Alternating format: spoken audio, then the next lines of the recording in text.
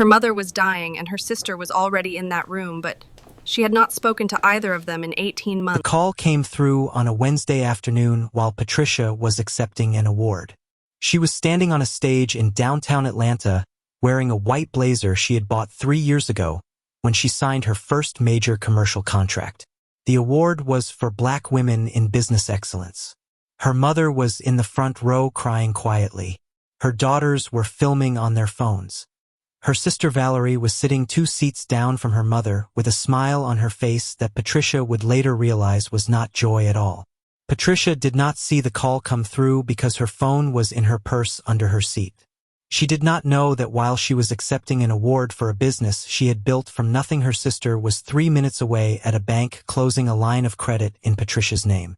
$180,000. Gone before Patricia ever stepped off that stage. Now let us go back. Patricia Ann Coleman was born in Memphis, Tennessee in 1968, the oldest of 3 girls. Her father left when she was 11 and her mother Evelyn worked the night shift at a hospital for 23 years to keep a roof over their heads. Patricia watched her mother come home at 7 in the morning, make breakfast, get the girls ready for school, and then sleep for 4 hours before doing it all over again. She learned early that if she did not hold things together, nobody would. She was the one who made sure Valerie had a coat that fit. She was the one who helped her youngest sister Celeste with homework. She was the one who worked 2 jobs during college and still graduated with honors. She moved to Atlanta in 1991 with $500 and a dream of owning commercial real estate. By 1995, she had her broker's license. By 2000, she had her first building. By 2010, she had 6. Patricia Coleman Real Estate Holdings was her name on everything. She did not inherit money. She did not marry money. She built money with her own hands through recessions and market crashes and one very ugly divorce that left her with custody of 2 daughters and a mortgage she paid off 3 years early just to prove she could. Valerie moved to Atlanta in 2005 after her own marriage fell apart. Patricia gave her a place to stay. She gave her a job at the property management company. She gave her a car when Valerie's broke down. She gave her a percentage of the business because she said, "We are sisters and we build together." For 15 years Patricia believed that. She believed Valerie was her partner. She believed they were building a legacy that would take care of their children and their mother and eventually their grandchildren. She believed that the woman who sat across from her at Sunday dinners was the same woman who would never betray her. But Patricia did not know that Valerie had been keeping a different kind of ledger. One that recorded every time Patricia was the one Evelyn called first. Every time Patricia was the one who paid for Celeste's wedding. Every time Patricia was the one whose name was on the building. Valerie smiled at every family gathering and went home and calculated the distance between her life and her sister's life and found it unacceptable. The plan started quietly. A signature here. A transfer there. Valerie had access to everything because Patricia trusted her completely. That was the weapon Valerie used. Trust. She started small. A few $1,000s moved from operating accounts into accounts Patricia did not know existed. Then more. Then she opened a line of credit in Patricia's name using documents she had access to because she was the one who handled the paperwork. She told herself she was taking what she was owed. She told herself Patricia had more than enough. She told herself she would pay it back before anyone noticed. But the line of credit was not small. It was $180,000. And she took it all on a Wednesday afternoon in October while her sister was on a stage accepting an award for a business she believed they had built together. Patricia found out the following Monday. She was in her office going over quarterly reports with her accountant, a woman named Deborah, who had been with her for 12 years. Deborah's face went pale while she was scrolling through the accounts. "Patricia, what is this?" Patricia came around the desk and looked at the screen. She saw the line of credit. She saw the date it was opened. She saw the signature line that looked like her handwriting but was not. She did not scream. She did not cry. She sat down in the chair across from Deborah and she said, "Show me everything." Deborah spent the next 4 hours pulling records. What they found was 3 years of small transfers adding up to $62,000 before the $180,000 withdrawal. $242,000 total. Patricia called Valerie. It rang out. She called again. It rang out. She drove to Valerie's house. The house that Patricia had helped her buy.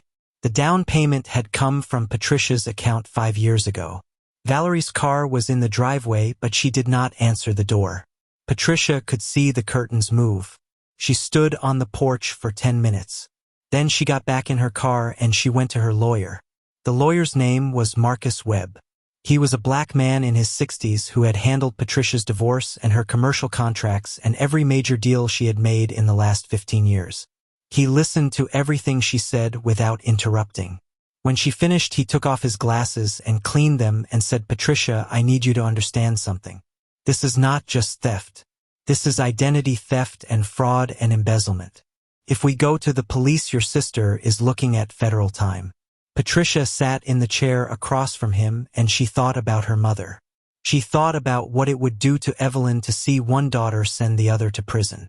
She thought about her daughters and their cousins and what Thanksgiving would look like for the rest of her life.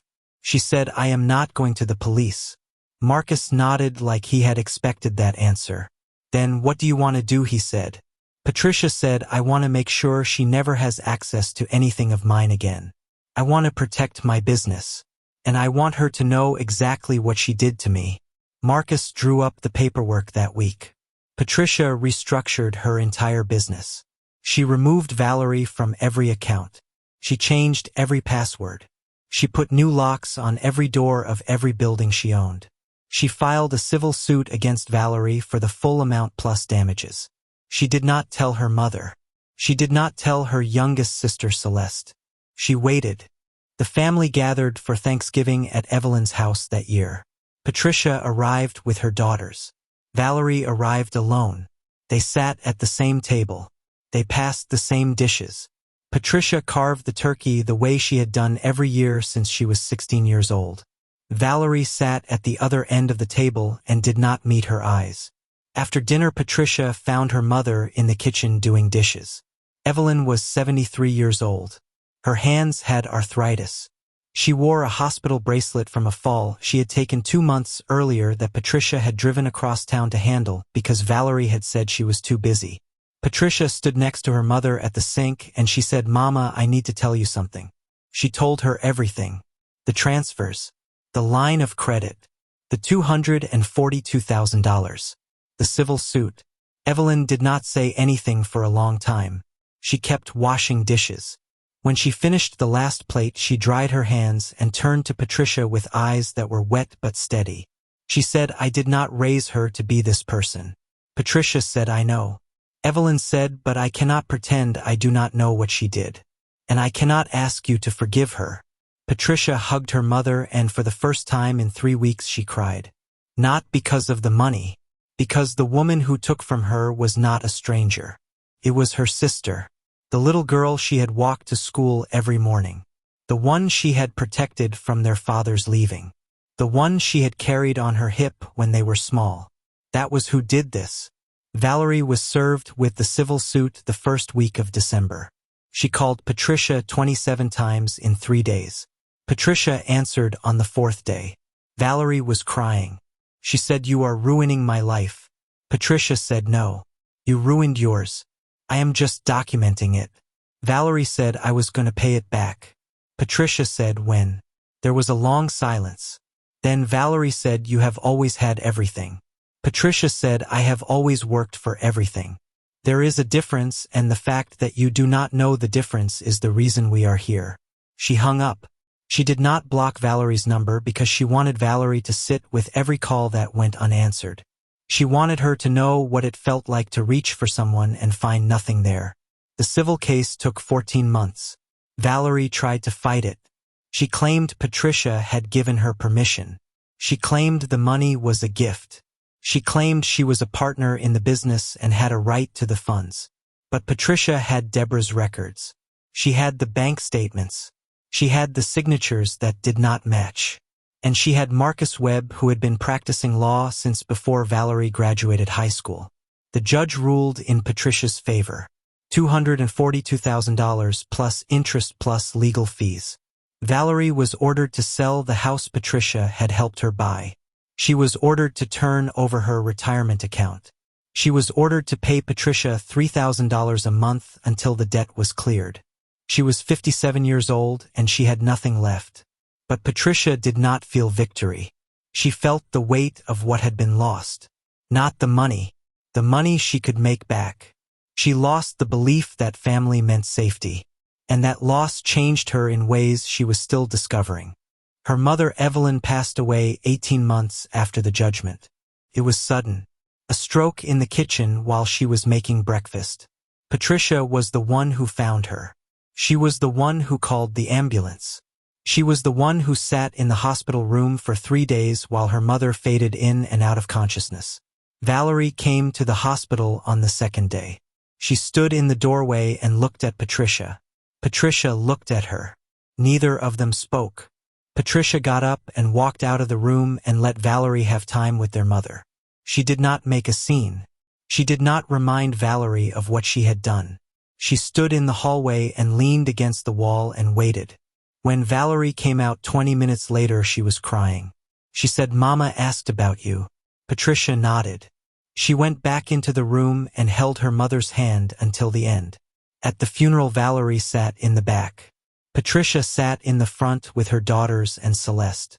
After the service, Celeste pulled Patricia aside and said, "I know what Valerie did. I have always known." Patricia looked at her youngest sister, who had stayed out of the middle of everything for 2 years. "Why did you not say anything?" Celeste said. "Because I was scared. Scared of losing one of you." Patricia touched her sister's face the way she had when they were children and said, "You did not lose me. I am right here." Celeste said, "What about Valerie?" Patricia looked across the cemetery to where Valerie was standing alone under a tree. She said, "Valerie lost herself. I could not save her from that." 6 months after their mother died, Patricia made a decision. She sold 3 of her commercial buildings. Not because she had to, because she wanted to. She used the money to start a foundation in her mother's name, Evelyn's Daughters. It was a program that provided financial literacy classes and legal resources for women over 50 who had been financially betrayed by family members. She did not say it was about Valerie, but everyone who knew her understood. The first class had 12 women. By the end of the first year, there were 60. Patricia spoke at the graduation of that first class. She stood in front of 60 women who had been stolen from by husbands and children and siblings, and she said something she had never said out loud before. She said, "My sister took $242,000 from me." She said, "I did not press charges because I did not want to break my mother's heart." She said, "I have regretted that decision every day since my mother died.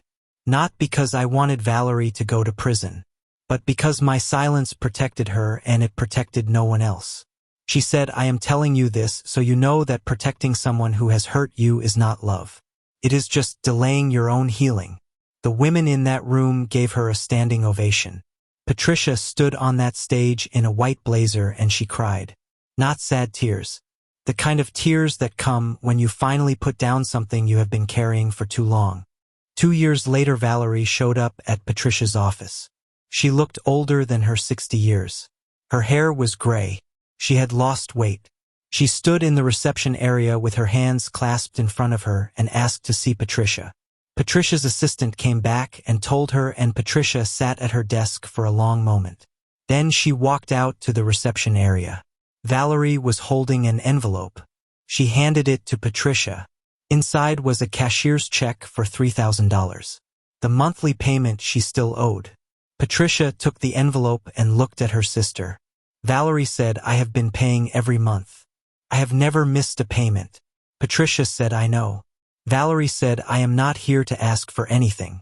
I am here to tell you that I am sorry. Not because I got caught. Because I knew who you were to me and I chose to hurt you anyway." Patricia looked at her sister for a long time. She saw the little girl she had walked to school. She saw the woman who had sat next to her at their mother's funeral. She saw someone who had destroyed the most valuable thing she ever had and would spend the rest of her life regretting it. Patricia said, "I accept your apology. But I do not want you in my life. Not because I am angry. Because I have spent 5 years learning that peace is something I have to protect. And letting you back in would cost me peace that I am not willing to give up." Valerie nodded. She turned and walked out of the office. Patricia watched her go. Then she went back to her desk and picked up the plans for a new building she was developing. A mixed-use space in the West End. 32 units. Commercial space on the ground floor. She was naming it the Evelyn. Her mother's name on a building that would stand for 100 years. That was legacy. Not the money. Not the buildings. The choice to build something beautiful out of something that tried to break her. One evening Patricia was at her daughter's house for dinner. Her oldest daughter Simone had just had a baby. A girl. Patricia's first grandchild. They named her Evelyn. Patricia held that baby in her arms in a rocking chair by the window, and she looked at her daughter and she said, "Do you know why I named the foundation after your grandmother?" Simone said, "Because she raised you." Patricia said, "Yes. And because she taught me that the only thing worth passing down is the truth. I have spent my whole life building things. Buildings. Businesses. Family. But the thing I am proudest of is that my daughters know they can come to me with anything and I will not turn away from them." Simone said, "I know, Mama. I know." Patricia looked down at baby Evelyn, who was sleeping with her tiny fist pressed against her cheek. She thought about her mother working the night shift at the hospital. She thought about her sister who chose greed over love. She thought about the $242,000 and the years of silence and the foundation that had helped 60 women and counting. She thought about the white blazer she wore the night she accepted an award she thought was for business excellence that turned out to be for something much harder. The excellence of surviving betrayal and choosing to build anyway. She rocked that baby and she smiled and she said, "Your grandmother would have loved you so much." And she meant it in every direction. There is something this story asks you to sit with. Patricia never went to the police. She never put her sister in handcuffs. She chose silence to protect her mother, and that silence cost her years of healing. But she did not let the silence destroy her. She turned it into something that helped other women. She did not forgive her sister on anyone else's timeline. She forgave her when she was ready, and even then she did not let forgiveness become permission for further harm. That is the difference between a woman who survives and a woman who thrives. Survival is getting through the fire. Thriving is building something with the ashes. Valerie wanted what Patricia had without understanding what it cost to get it. She thought the money was the thing. But the money was never the thing. The thing was the discipline of a woman who worked 2 jobs in college. The thing was the mother who worked the night shift for 23 years. The thing was the legacy of women who built because they had no choice. Valerie tried to take the fruit without planting the tree. And in the end she was left standing in a field she had burned down with nothing to show for it. That is karma. Not a lightning bolt from the sky. The slow, quiet realization that you have become someone you would not want sitting at your own table. Patricia got her granddaughter. She got her foundation. She got a building named after her mother. She got the satisfaction of knowing that when her daughters tell stories about her, they will not have to edit out the hard parts. They will say she was betrayed by her own sister and she still built a legacy. She still showed up. She still loved. That is the story. That is the lesson. A woman who knows what she built does not have to fight for it.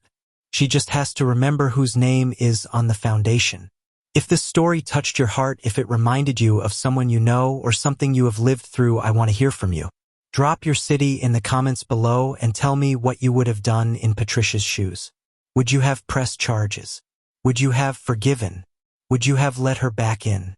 This is Fireside Tales, and this is the space where we gather to share the stories that shape us.